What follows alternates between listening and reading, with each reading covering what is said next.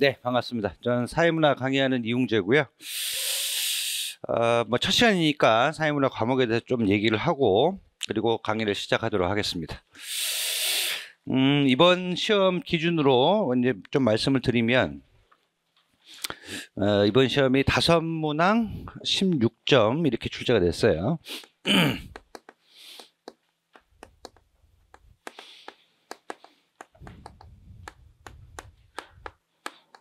배점은 거의 작년하고 거의 동일한 수준으로 출제가 됐습니다. 지금 과목당 배점 수준은 조금 뭐 연도마다 조금 편차가 있습니다만 사회문화는 크게 이제 편차가 없는 경향을 좀 몇 년 동안 보여주고 있습니다. 그리고 이 사회문화라는 과목 자체가 명칭에서 볼 수 있듯이 사회학, 문화인력이 합쳐진 과목이에요. 거기다가 이제 한 파트가 더 추가된 게 뭐냐면 사회조사 방법론이라고 그래서 연구 방법, 자료 수집 방법 같은 것들을 이제 사회조사 방법이라고 얘기하거든요. 그 파트가 또 한 영역이 추가된 거라고 보시면 되겠습니다. 그러니까 전체 영역은 세 영역이다. 그러니까 사회학 영역, 문화인류학 영역, 그리고 사회조사 방법론 영역 이렇게 생각하시면 되는 거고, 자, 그 중에서 이번에 사회학 영역에서 출제가 된 게 총 10점이 출제가 됐고요.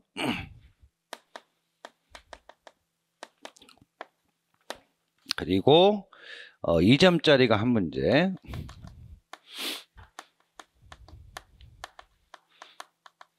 그리고 4점짜리가 2문제 이렇게 출제가 됐습니다. 그 2점짜리 출제된 주제가 배버가 출제가 됐는데, 배버 뭐 이념형하고 뭐 가치 합리적 행위라는 배버의 대표적인 이념형의 사례가 되는 건데, 이걸 쓰는 문제가 출제가 됐어요. 자, 이런 것들 제가 한번 적어보는 이유가 뭐냐면, 그러니까 이런 걸 아셔야 돼요. 그러니까 기출문제를 분석할 때, 요 기출문제를 풀려 그러면 뭘 공부했어야 됐을까? 이걸 철저하게 알아두셔야 앞으로 이번에 올해 이제 시험 보게 될 시험에 효과적으로 대비를 할 수가 있겠죠. 자, 이념형은 과거에 기출된 답이었습니다. 과거 기출 답을 다시 요구하는 문제였어요. 그러니까 당연히 이제 공부할 때 뭘 보셔야 돼요? 기출을 봐야 되겠죠. 그러니까 기출 됐던 게 또 나오기도 하는 거구나. 기출 문제를 공부해야 되겠구나라는 거는 똑같이 나오기도 하네라는 것들을 이제 알 수가 있겠죠. 근데 이거는 예전에 물어보지 않았던 게 나왔어요. 그러면 이게 왜 나왔을까? 물론 이제 처음 하시는 분들은 그게 분석이 안 되겠죠. 그러니까 이제 저 같은 사람이 나와가지고 이렇게 한번 떠들어 보는 겁니다. 그래서 저 같은 사람들 얘기를 좀 귀를 기울여서 들어두셔야 되겠죠. 가치합리적이라는 개념이 왜 나왔냐면, 배버 이념형의 대표적인 사례 중에 하나예요. 배버 이념형의 가장 대표적인 사례가 관료제입니다. 이념형이란 거의 개념이거든요. 개념, 어떤 현상을 개념을 만들어서 바라보는 것을 우리가 이념형이라고 얘기를 하는 거예요. 그래서 배버의 가장 대표적인 이념형이 관료제라든지 아니면 프로테스탄티즘이라든지, 프로테스탄티즘과 자본주의 정신이라는 아주 유명한 저서가 있습니다. 그 프로테스탄티즘도 하나의 개념이 되는 거고, 자본주의 정신도 하나의 개념이 되는 거고. 그러면 뭐가 또 시험에 나오겠어요? 프로테스탄티즘 시험에 나올 가능성이 있겠죠. 자본주의 정신 쓰는 문제가 나올 수 있겠죠. 별거 아닙니다. 사실 이렇게. 그러니까 이념형이라는 걸 물어봤으니까 이념형의 대표적인 사례들은 당연히 물어볼 수가 있는 거고요. 그리고 또 배버가 행위를 바라볼 때 4가지 유형으로 나눠가지고 이제 행위를 바라보자 그렇게 얘기를 했어요. 그래서 뭐 전통적 행위, 관습적 행위, 뭐 가치합리적 행위, 목적합리적 행위 나눴거든요. 그 중에 하나입니다. 그러니까 이게 물어볼 가능성은 당연히 있었던 거죠. 뭐 매년 강의할 때마다 중요도는 말씀을 드렸던 셈이고, 그럼 이게 나왔으니까 다음번에 뭐가 나올 수 있어요? 목적합리적이라는 걸 쓰는 문제도 나올 수 있을 거고, 전통적이라는 또 이념을 쓰는 문제가 나올 수도 있겠죠. 그러니까 이건 미기출이지만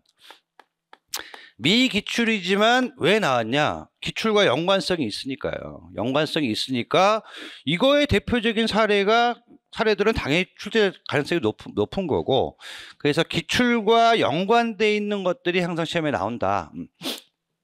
그럼 이게 나왔으니까 이제 후보군들은 굉장히 넓어지는 겁니다. 목적 합리적을 쓰는 것도 나올 수 있는 거고, 아니면 뭐 프로테스탄티즘을 쓰는 것도 나올 수 있는 거고, 제가 요즘 많이 미는 건 프로테스탄티즘입니다만, 프로테스탄티즘 혹은 자본주의 정신 이런 것들이 앞으로 후보군이 되겠죠.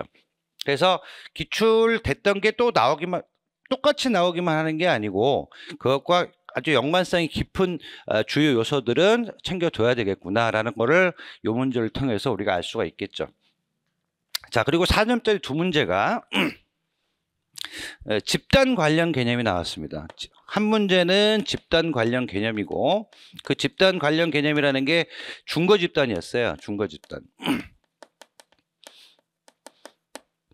자, 요거는 교과서입니다. 교과서.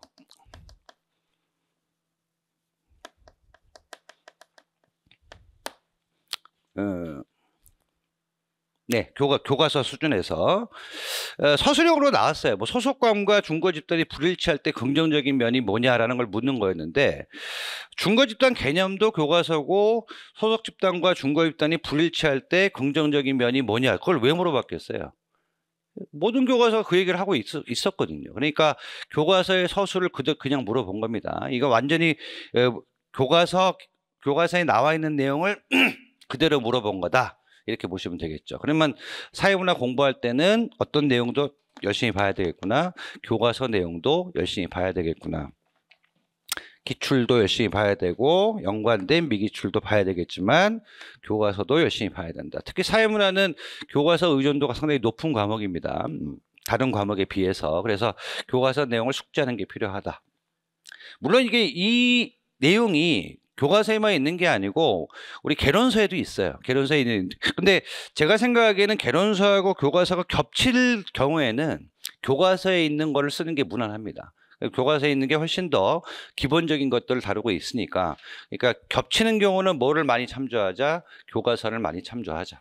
자, 그 말씀도 좀 드리고요. 절대 틀리면 안 되는 문제였겠죠, 그죠? 교과서. 그 다음에 또 한 문제가 일탈이론이었습니다. 일탈이론. 머튼 문제였어요. 머튼 문제였는데 이게 그 의례형 이런 걸 쓰는 거였고요. 그리고 뭐 하위문화 뭐 이런 것들을 이런 답안을 쓰게 만드는 문제였습니다. 그리고 뭐 약간 이 의례형과 관련된 이 뭐 서술 이런 걸 쓰는 문제였는데, 자, 이것도 이제 말씀드리고 싶은 게 의례형이 왜 나왔을까? 이걸 이제 나온 이유를 알아야 되겠죠. 그럼 과거 문제가 혁신형이 나온 적이 있었어요. 그러니까 일탈의 여러 가지 유형 중에서 혁신형을 물어봤으니까, 그럼 여러 유형 중에 뭐 4가지 유형이 있다고 치면은 한 가지 물어봤으면 나머지를 물어보는 건 당연한 수순이 될 수밖에 없겠죠. 그러니까 의례형이 과거 혁신형과 관련된 기출 관련 개념이었다. 아까 요게 이제 기출 관련이었듯이 기출 관련 내용이었다. 하위문화도 마찬가지입니다. 하위문화도 과거 기출 문제가 문제에 나온 그 표현 자체가 뭐라고 되어 있었냐면 머튼 이론은 하위문화 측면에서 비판할 수 있다. 그 이유가 무엇인지 서술하시오. 그게 문제였어요. 그럼 거기서 벌써 뭘 알려줬어요? 머튼 이론은 무슨 측면에서 비판받을 수 있다? 하위문화 측면에서 비판받을 수 있다. 그럼 하위문화 쓰는 게 당연한 과거 기출에 있던 표현이었으니까 그대로 나왔던 거죠.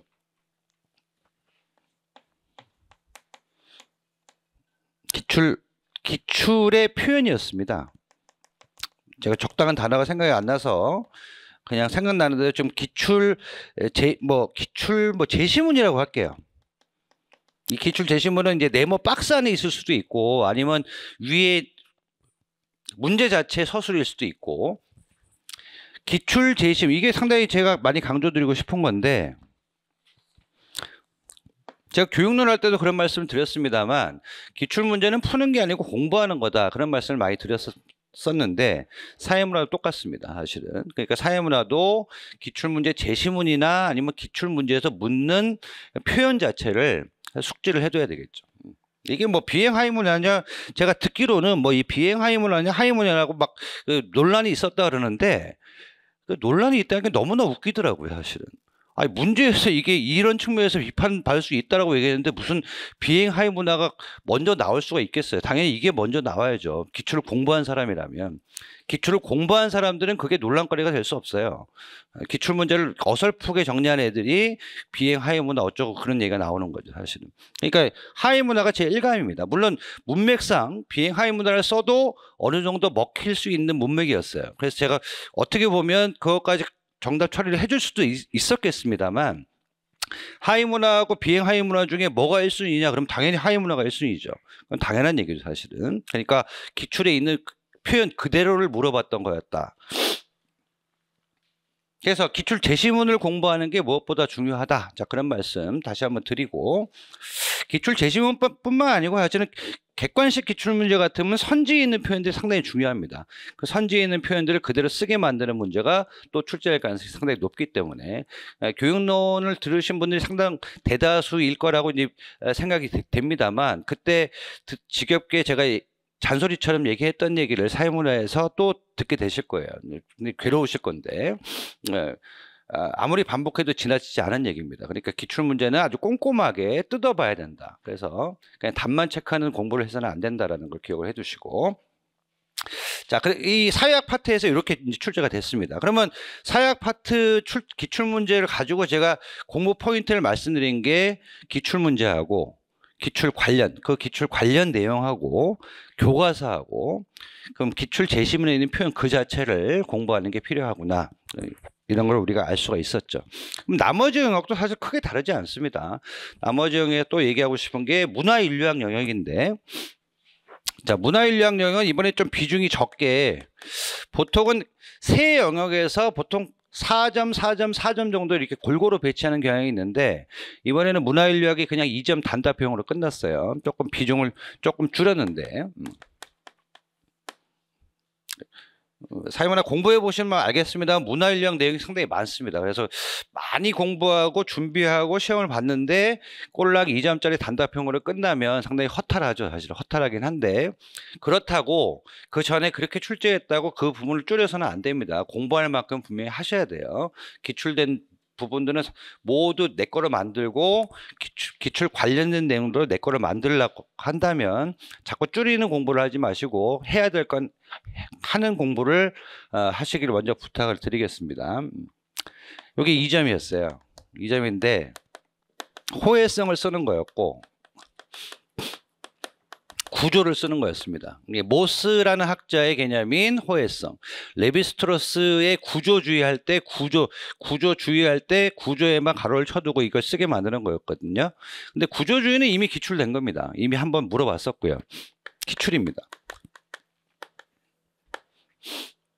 그럼 모스의 호혜성은 왜 나왔느냐? 그 문제 제시문에도 나와 있습니다만 모스의 호혜성 개념에 영향을 받은 게 레비스트로스의 구조주의다라는 얘기가 개론서에 있습니다. 개론서에 있고, 뭐 물론 제 교재에도 그게 그대로 인용이 돼 있었고요. 그래서 이 호혜성 개념은 이제 기출 관련 개념이다라고 정리를 할 수가 있겠죠.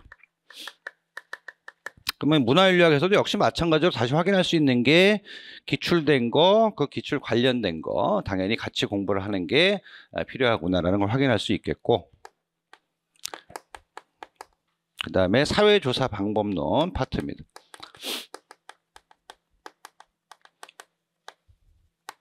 사회조사 방법론이 4점짜리였고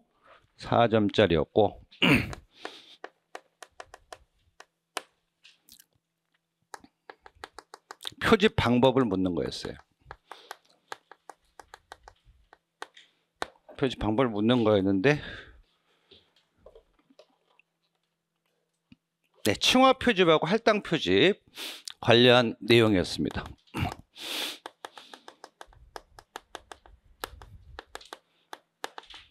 그리고 이제 요것과 연관돼서 약간 서술형이 하나 덧붙어 있었고요.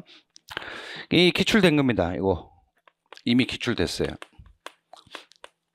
이 할당 표집은 바로 이 총화 표집과 유사성을 가진 표집 방법이기 때문에 이건 이제 기출 관련이죠. 얘들은 비슷한 면도 있고 또 차이점도 있는 그런 표집 방법입니다. 당연히 뭐 제대로 공부하신 분이라면 이거 나왔는데 이걸 공부 안 한다는 건 언어 도단이고, 당연히 이걸 공부하신 상태로 시험을 보셨을 거고, 무난하게 쓰실 건데, 뭐 공부했다고 다 쓰는 건 아니겠죠. 당연히 머릿속에 이제 지워졌으면 못 썼을 거고. 그래서 이것도 역시 마찬가지로 기출과 그 기출 관련 내용들 정리를 해두시면 맞출 수 있는 문제였다. 그래서 사실 난이도는 크게 높지는 않았습니다. 사실 어느 정도 나올 만한 게 나왔다라는 생각이 들어요. 물론 요 문제와 관련된 약간 서술형에서 약간 그 감점 요소가 좀 있었습니다. 난이도가 좀 높았던. 왜냐하면 블랭크가 서술형이었는데 너무 개방적이었어요. 어떤 표현을 써야 될지 좀 감이 안 잡히게 좀 개방적인 부분을 블랭크를 쳐놨기 때문에 여러 가지 표현이 나왔을 것 같고, 거기 출제자의 구미에 안 맞는 것들은 조금 감점이 됐을 것 같습니다만, 뭐 그럼에도 뭐 전체적으로 보면 뭐 이런 게 나오지라는 문제는 하나도 없었어요. 그러니까 나올 만한 게 나왔구나라는 생각이 들 정도로, 그래서 전반적으로 무난하게 출제가 됐다. 사회문화가 무난하게 출제되는 건 최근 몇 년 사이에 아주 보편적인 경향입니다. 그러니까 공부하시는 양이 좀 많아가지고 부담이 되실 수는 있겠습니다만, 막상 시험 칠 때 막 악소리 나게 어려운 뭐 그런 그 문제들은 잘 안 나오니까 그냥 열심히 하시면 된다. 너무 뻔한 얘기를 했네요. 그냥 열심히 하시면 됩니다. 그렇게 정리가 될 수 있겠네요. 그래서 다시 한번 정리를 하면, 또 잔소리처럼 얘기를 하면, 기출 관련 내용들, 또 기출 제시문 그 자체 라는 거를 이제 첫 번째 요소로 공부를 해 두셔야 되겠고, 그 다음에 교과서 공부를 해 두셔야 되겠고, 그 다음에 개론서. 그러면 이것들, 그 개론서 내용 중에서 기출도 아니고 그 기출 관련도 아닌, 또 기출 제시문에도 없는 그 개론서 내용들까지 다 해야 되느냐?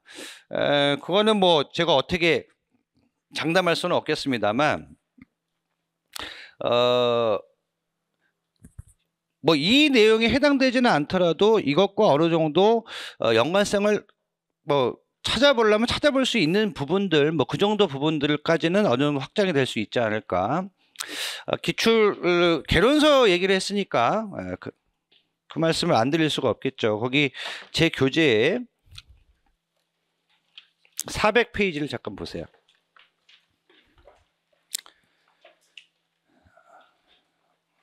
뭐 교재 주요 참고 문헌이라고 돼 있는데, 뭐 사실상 참고라기보다는 거의 그냥 도용한 문헌이라고 보시면 되겠죠. 요즘 저작권 때문에 제가 좀 스트레스를 많이 받고 있습니다만, 거기 보시면 거기 맨 위에 사회문화 교과서가 있죠. 2015 개정 사회문화 교과서인데, 2022 개정 사회문화 교과서가 나오면 본격적으로 이제 어느 정도 반영이 되기 시작하겠죠. 근데 보통 교과서가 나온 첫 해에는 바로 반영할 경우는 별로 없기 때문에 학교 현장에서 어느 정도 활용될 만할 때 반영하는 거니까, 여러분들이 이번에 보시는 이번 시험에서는 2015 개정 사회문화 교과서로 충분할 것 같습니다. 교육론 때도 그런 말씀 드렸습니다만, 지금 일사 빼고 나머지 진인의 역사 같은 경우는 2차 수업 실현 할 때 주제가 중학교 주제가 아니고 고등학교 주제가 출제가 됐어요. 그러니까 고등학교 주제에서 출제가 됐기 때문에 이제 고등학교 교과서에 있는 내용을 가지고 2차 수업 실현을 하는 경향이 분명히 일사에서도 조만간 나타날 것 같습니다. 그러니까 지금 1차에서 공부하실 때 같이 미리 해두는 게 좋겠죠. 2차 수업 실현할 때 교과서 처음 떠들러 보면 당연히 부담이 클 거니까. 그러니까 교과서는 웬만하면 가지고 계시는 게 좋을 것 같습니다. 그러면 또 이제 어떤 출판사 교과서가 더 효과적이냐, 그런 질문이 당연히 연이어서 저한테 오는 경우가 있는데, 특별히 어떤 교과서가 더 중요하고 덜 중요하다고 얘기할 수는 없을 것 같아요. 근데 교과서가 내용이 비슷한 것 같지만 또 어떤 특정 교과서에만 있는 내용도 있거든요. 그러니까 제가 보기에는 모든 교과서를 다 가지고 있는 게 제일 좋은데, 근데 아무래도 더 중요도를 굳이 따지자고 한다면, 아무래도 교과서 저자가 대학 교수님인 교과서들이 더 낫지 않을까 그런 생각이 듭니다. 그러니까 어떤 출판사 교과서들은 고등학교 선생님들로 이제 구성이 되어 있는 교과서가 있습니다. 그러니까 좀 대학 교수님이 참여한 교과서가 아무래도 조금 우선순위가 있지 않을까. 그리고 대학 교수님 중에서 조금 더 유수의 대학 교수님들이 참여한 교과서가 아무래도 더 영향력이 있지 않을까 그런 생각이 좀 들긴 합니다. 자, 그렇지만 뭐 그렇다고 뭐 그런 교과서만 봐야 된다라는 건 없겠고요. 그래서 교육과정의 전반적 2차 수업 시련을 미리 대비해 둔다는 차원에서도 교과서에 있는 표현들을 숙지하고 나름대로 활용하는 연습을 좀 미리 해두는 게 필요할 것 같다. 그런 말씀을 좀 드리고, 그 다음에 이제 이 세 영역의 대표 개론서를 말씀을 드리면, 사회학 영역의 대표 개론서는 그 밑에서 두 번째 줄에 있는 사회학 비판적 사회 읽기 비판 사회학회라고 되어 있는 그 개론서가 메인 개론서라고 보시면 되겠습니다. 그래서 우리 사회학 쪽에는 메인 개론서가 그 책이다. 제가 그래서 강의를 할 때 요 책인 경우에는 그냥 비판책이다 그렇게 말씀을 드릴 거예요. 그러면 요 책으로 생각하시면 될 것 같고, 책이 아주 두껍습니다. 그러니까 구매하신 분들은 알겠습니다만 굉장히 두껍기 때문에 아무 사전 정보 없이 요 책을 공부해 나가시면 상당히 애로점이 많습니다. 그러니까 두꺼운 만큼 필요 없는 부분들이 꽤 있어요. 또 이 비판사회학회는 좀 진보적인 학회라서 마르크스주의 내용이 많습니다. 그래서 약간 빨갱이 냄새가 나는 뭐 그런 부분들이 많은데, 뭐 그런 약간 노골적인 약간 그런 부분들은 출제가 잘 안 됩니다. 그래서 이 책을 통독하는 건 대단히 비효율적인 공부고요. 그러니까 1장부터 끝까지 나는 완독을 하고 정복을 할 거야라는 건 거의 미친 짓에 가까운 거라고 생각하시면 될 것 같고, 이 책은 그냥 사전이라고 생각하시면서 보는 게 좋을 것 같아요. 그러니까 이 책의 주요 내용들은 대부분 제 책에 있습니다. 제 책에 있고, 그래서 근데 아무래도 제 책은 편집책이다 보니까, 물론 아주 중요한 그 영역 같은 경우는 제가 편집을 안 하고 거의 글을 그냥 통째로 그냥 긁어와가지고 해놨습니다만, 근데 좀 그렇지 않은 경우는 제가 조금 편집을 했어요. 그래서 어떤 부분을 공부하시다가 이 부분에 대한 좀 내용이 더 궁금한 게 있다라고 생각하면 그 단원을 찾아가가지고 전체적인 맥락 속에서 한번 읽어보는 거, 그런 괜찮은 공부 방법일 것 같습니다. 그래서 웬만하면 이 책은 가지고 계시는 게 좋겠다. 자, 그런 생각이 들고요. 그리고 그 밑에 있는 사회학에 의해 제2판이라고 되어 있는 그 책은 그냥 적어놨습니다. 그냥 적어놓은 거고, 옛날에는 이 책이 어느 정도 좀 영향력이 있었습니다만 이 비판책이 나온 이후부터는 거의 영향력이 사라진 책이라고 보시면 될 것 같아요. 근데 제 교재에는 이 책에 있는 내용도 간혹가다 좀 인용을 했기 때문에 이게 써놓은 거라고 생각하시면 되겠고, 그래서 사회학의 메인 텍스트는 비판책이다 그런 말씀을 드리고, 그리고 두 번째 영역인 문화인류학의 메인 텍스트는 그 두 번째 콤마에 있는 한상복, 이문웅, 김광학 교수님이 쓰신 문화인류학 책. 제가 강의를 할 땐 보통 서울대 책이라고 얘기를 합니다. 그만큼 서울대 책이라고 하면 이 책이라고 생각하시면 될 것 같아요. 이 책이 메인 텍스트입니다. 이 책에 있는 문장을 그대로 긁어가지고 이제 시험 문제 제시문으로 상당히 활용하는 경우가 상당히 많고, 대부분의 기출 문제가 이 책에 있는 내용들입니다. 근데 이 책도 되게 두꺼워요. 두껍고 그래서 조금 대중적인 개론서라고 보기에는 좀 지나치게 상세한 부분들이 꽤 많습니다. 그래서 이 책도 전체적으로 통독하기보다는 역시 사전식으로 활용하는 게 좋을 것 같다 그런 생각이 들고, 그냥 좀 참고로 말씀을 드리면 이게 네이버 백과사전에 이 책이 등재가 돼 있어요. 그래서 사실 책이 없어도 그냥 그 핸드폰만 있으면 바로 네이버 백과사전에 들어가서 모든 내용을 다 확인할 수가 있습니다. 전체 내용이 다 여기 들어가 있으니까. 그래서 요 책이 메인 텍스트라는 걸 말씀을 드리고, 이 책에 있는 내용 중에서 특히 중요한 부분은 이론 파트예요. 단원 중에서 이론 단원이 있을 거예요. 무슨 주의라고 돼 있는 그 부분들이 가장 중요한 부분이라고 생각하시면 되고, 또 그것과 연관되어 있는 또 부분 개념들이 또 중요합니다만, 어느 정도 중요성이 있다고 하는 부분들은 다 제 교재에 있다. 그렇게 이제 말씀드려도 뭐 큰 어폐는 없겠다 그런 생각이 듭니다.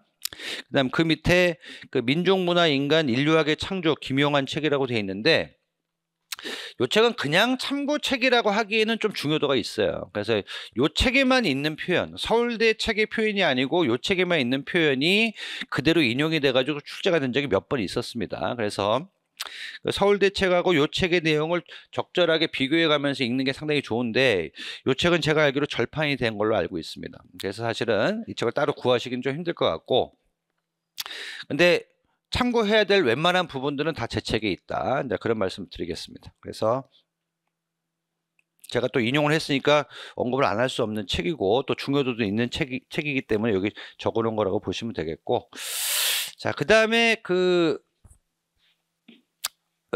세 번째 사회조사 방법론 관련 그 메인 텍스트는 그 노성호, 구정화, 김상원, 박영사라고 되어 있는 사회과학 연구 방법론을 메인 텍스트로 꼽을 수가 있겠습니다. 원래는 메인 텍스트가 그 밑에 사회조사 분석 제4판 홍두승 그 책이 메인 텍스트였는데 그 노성호 책이 나온 이후부터는 이 책이 그냥 메인 텍스트가 돼버렸어요. 그래서 그 홍두승 그 교수님 책은 조금 지나치게 약간 강론서적인 내용들이 상당히 많습니다. 그래서 아주 일부분 우리 임용에 적합한 그 단어는 많지가 않고요. 그래서 그러던 차에 그 노성호 외에 요 책이 나왔는데 요 책은 딱 임용 수준이에요. 그러니까 전체적인 내용 자체가 임용 수준이라고 보시면 될 것 같고, 그렇다고 요 책의 모든 부분을 또 섭렵해야 되느냐? 또 그건 또 아닙니다. 그래서 이 책도 사실은 기출됐던 영역들을 중심으로 참조해 볼 만한 책이다. 그래서 요 책은 가지고 계시는 것도 나쁘지 않겠다는 생각이 듭니다. 그래서 노성호의 책은 이왕이면 구비하시는 게 좋을 것 같다. 그런 말씀을 드리겠습니다. 그리고 요 책이 웬만한 있는 내용도 제 책에 다 있다. 그런 말씀도 드릴게요.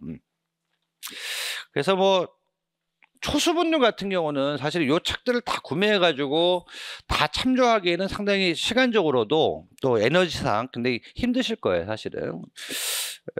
근데 조금 이제 공부를 한번 하신 분들이나 조금 더 들여다보고 싶다 하시는 분들은 이 책을 갖고 계시는 것도 나쁘지 않을 것 같다, 그런 생각이 듭니다. 네, 그렇게 한번 말씀을 드리겠고, 그리고 또 뭐 할 얘기가 또 남았을 거예요. 네, 그 다음에 할 얘기가 없어요. 뭐 이 정도면 소개는 이 정도로 충분할 것 같고요. 뭐 교육론과 마찬가지로 제 교재 구성은 이제 테마별로 이렇게 구성이 되어 있습니다. 테마가 지금 49까지 나와 있는데 이 모든 테마가 다 동일한 비중이나 중요도를 가지는 건 절대 아니겠고요. 그러니까 당연히 더 중요한 테마가 있고 좀 덜 중요한 테마가 있습니다. 그래서 그 강약 조절을 좀 잘 하시면서 공부하는 게 되게 효율적인 공부를 하는데 되게 중요한 요소라고 생각해요. 그래서 특히 첫 스타트 할 때는 되게 의욕이 넘치시기 때문에 예를 들면 뭐 사회학적 상상력 요 단원에 있는 모든 문구를 막 그냥 막 눈에 피가 나오게 막 이렇게 하나 막 보시고 그러는데, 사회학적 상상력은 나와봐야 그냥 단답형이에요. 단답형이고 아주 간략하게 그냥 서술하는 정도로 나올 만한 얘기지 그렇게 중요도가 높은 건 아니거든요.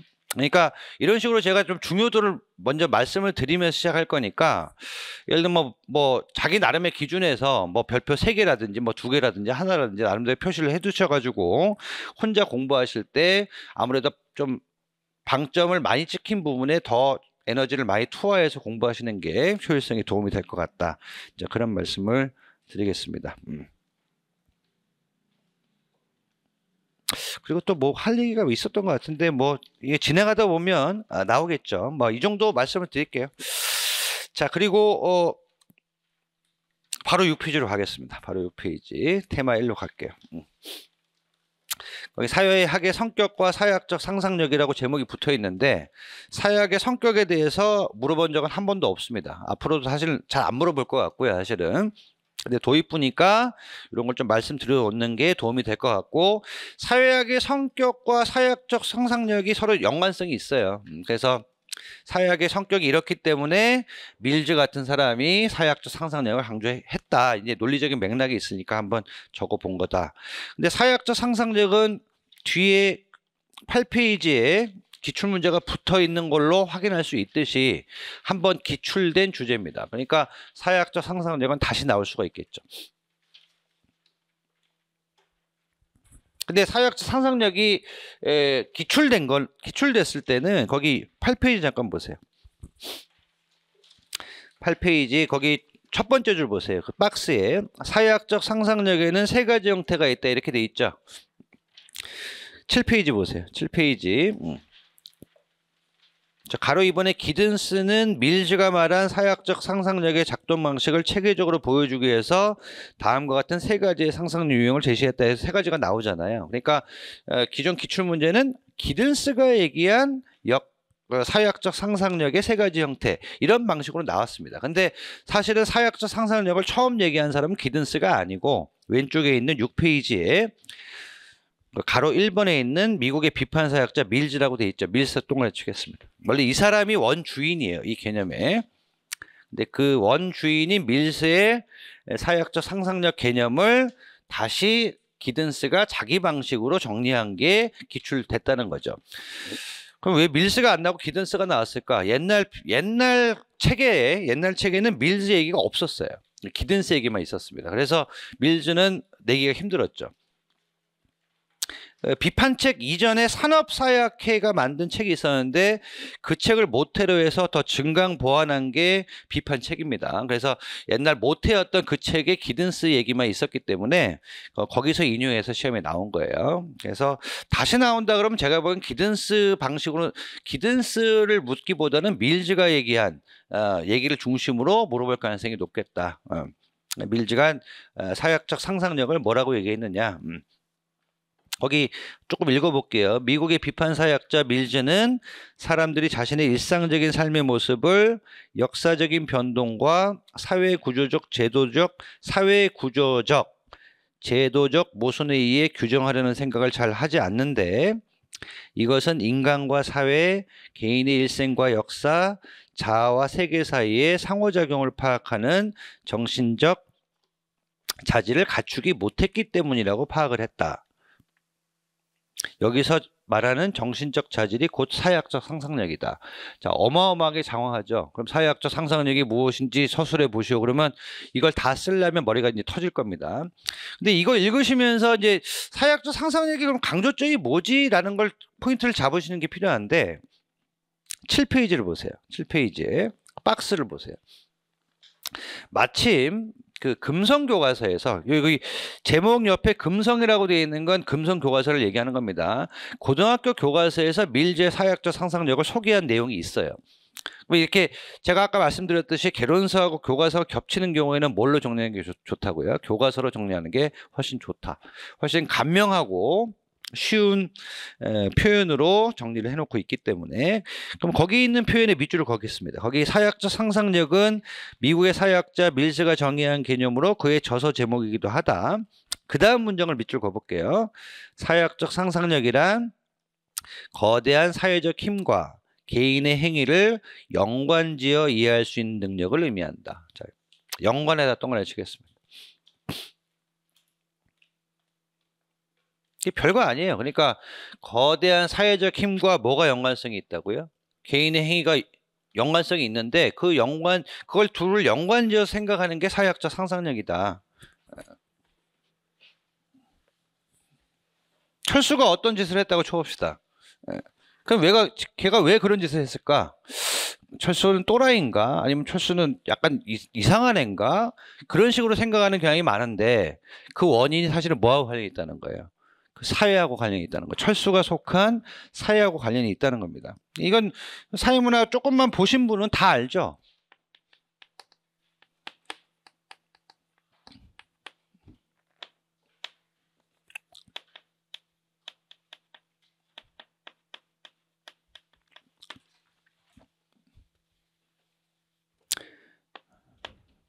사회와 개인의 행위를 연관 짓는 게 뭐라고 부른다고요? 이걸 사회학적 상상력이라고 부른다고요. 그러면 얘하고 얘를 연관지어서 생각할 때 두 가지 방식이 있습니다.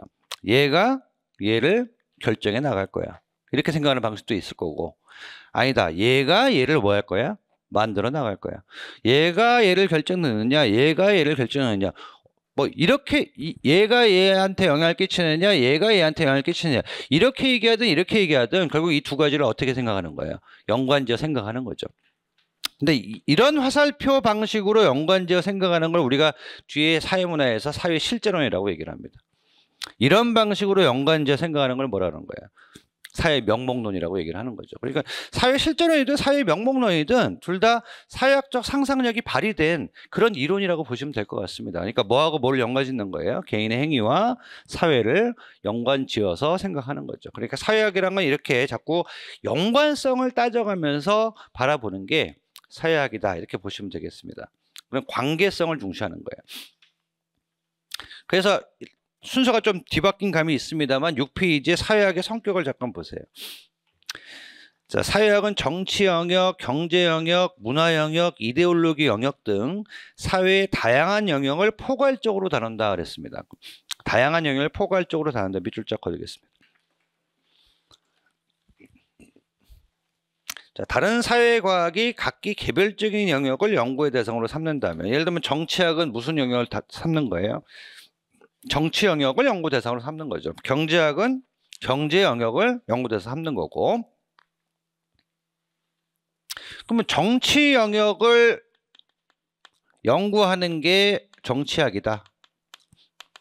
경제 영역을 연구하는 게 경제학이다. 그건 너무나 상식적인 얘기입니다만, 근데 이 두 영역은 서로 연관성이 있나요, 없나요? 서로 각자 따로 노는 게 아닙니다. 사실은 이 두 영역이 모두 한 사회 안에서 연관지어 있는 거죠. 그러면 이거 공부하는 정치학, 이거 공부하는 경제학이 있다고 한다면 이 둘의 연관성을 공부하는 그런 학문도 있어야 될 거 아니에요. 그 학문이 뭐라고요? 사회학이라는 겁니다. 그래서 사회학은 오지랖이 넓은 학문이다 이렇게 얘기합니다. 정치 얘기도 하고 경제 얘기도 하고 뭐 문화 얘기도 하고 뭐 대중문화 뭐 이렇게 또 연관성이 있을 거 아니에요. 사회 각 영역은 다 무관한 게 아니기 때문에. 그러면 이것들을 다 포괄적으로 다루는 또 학문이 또 하나 필요하겠죠. 그게 바로 뭐라고요? 사회학이라고요. 그래서 영역이 3개가 있다면 학문은 몇 개가 필요하다? 4개가 필요하다.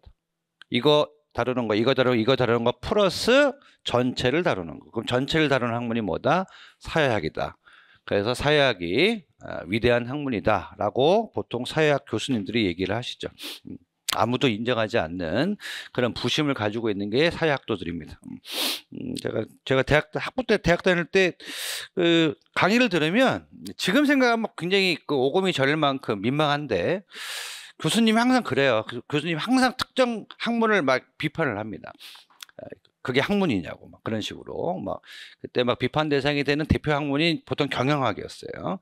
경영학이 학문이니? 막 항상 그런 식으로 얘기하면 이제 통쾌하게 모든 사회학 그 전공자들이 막 뭐 웃고 떠들 기억이 나는데 경제학도 여지 없습니다. 사회학 입장에서 오면 경제학도 편협한 학문에 불과하다.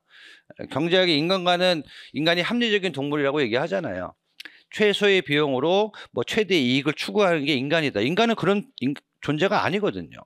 있지도 않은 인간관을 전제해놓고 사회를 바라본다면 사회를 제대로 설명할 수가 없겠죠.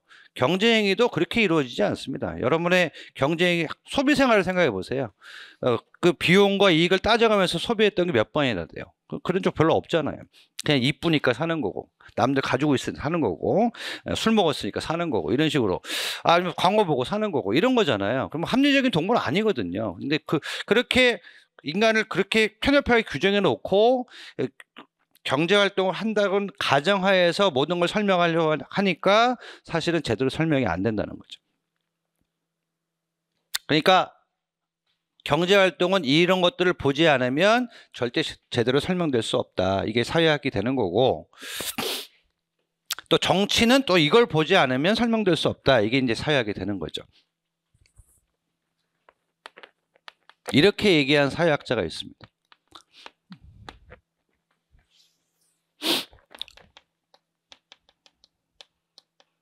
이게 마르크스잖아요. 마르크스가 결국 뭘 강조하는 거예요? 관련성을 강조하는 거죠. 하부 구조와 상부 구조의 관련성을 강조하는 거죠. 뭐 여기 종교 영역이 있다고 치면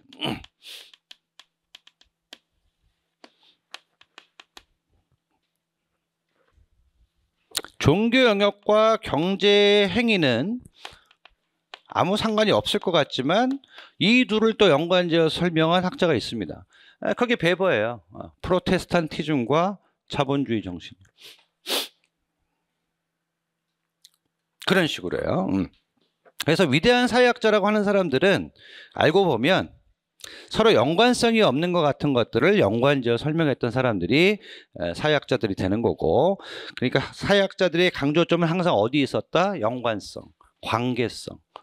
그 연관성이라는 건 또 그 밀즈의 얘기로는 특히 뭐와 뭐의 연관성이다? 개인과 사회의 연관성.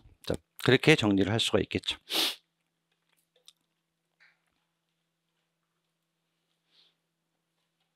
7페이지를 잠깐 보시면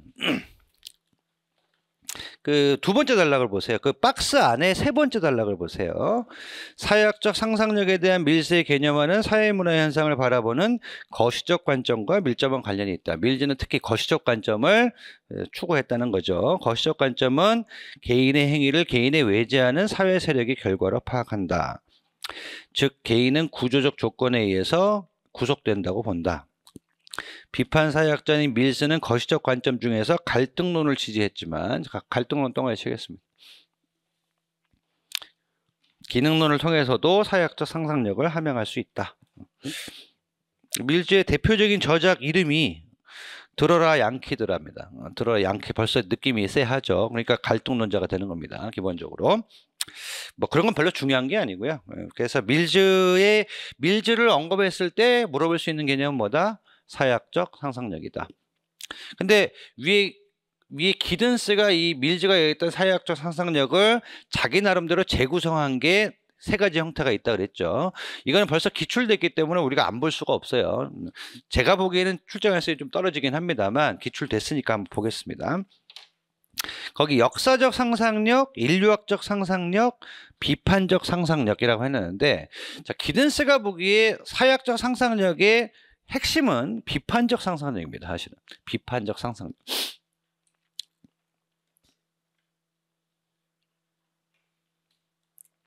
두 번째 줄 보세요. 두 번째 보니까 이러한 인식은 지금까지 당연시되고 정당화되어 왔던 모든 질서와 가치 규범을 상대화하고 의문시하는 비판적 상상력으로 이어진다. 이런 말이 나와 있죠. 그럼 우리가 뭔가를 비판하려면 그 비판의 힘은 어디서 올까요? 비판을 하려면, 예를 들면 윤석열 대통령을 비판하려면, 정치적인 얘기를 하고자 하는 건 아닙니다. 윤석열 대통령을 비판하려면, 아니면 한국 사회를 비판하려면 그 힘은 어디서 나오는 걸까요?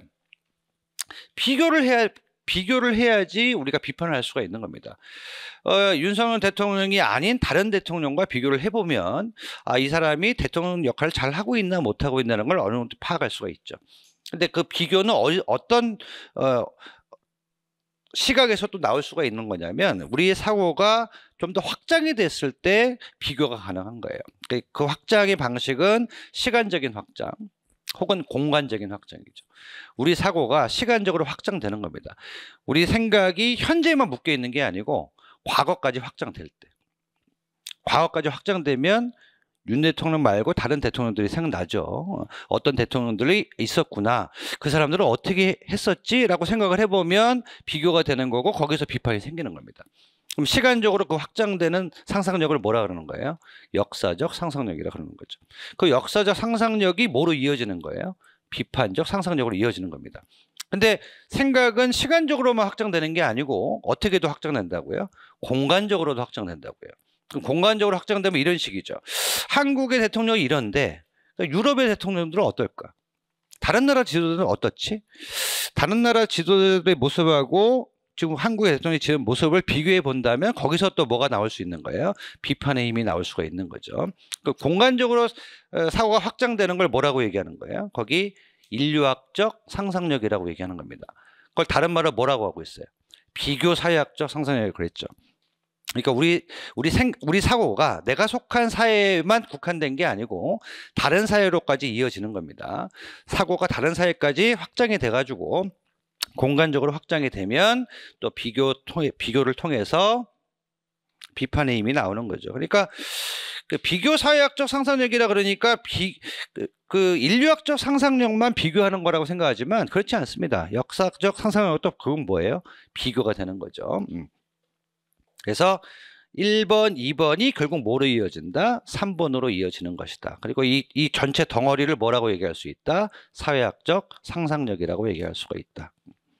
기든스가 이렇게 비판적 상상력을 강조하는 걸 보니까 이 사람도 보수 쪽이겠어요? 약간 진보 쪽이겠어요? 약간 진보에 기울어 있는 그런 학자라고 우리가 알 수가 있겠죠. 자, 이렇게 정리를 해보겠습니다.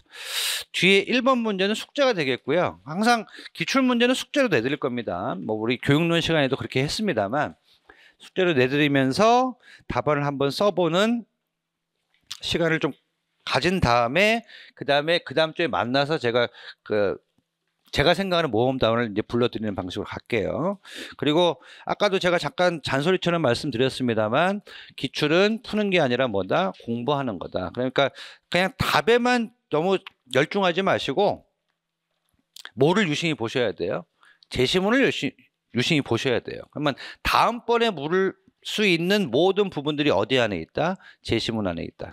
거기 제시문 안에 있는 표현들이 다음번 문제의 정답일 수 있다라는 걸 그렇게 생각하시면서 기출문제를 공부하시면 될 것 같습니다. 네, 테마 1 하니까 이제 좀 쉬어야 될 시간이 왔고요. 좀 쉬었다가 테마 2로 이어가도록 하겠습니다. 좀 쉬었다 하시죠.